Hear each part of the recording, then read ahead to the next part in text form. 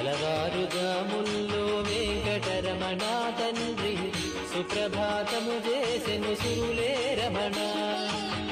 పంచామృతములతో వెంకటరమణ తండ్రి నిత్యాభిషేకములే నిత్యము రమణ. వజ్రమకుటంబుతోను వెంకటరమణ తండ్రి శంకు చక్రధారుడవే తిరుమల రమణ. మూడు నామాలతోను వెంకటరమణ తండ్రి ముల్లోకములు ఏదడి మూర్తి విరమణ.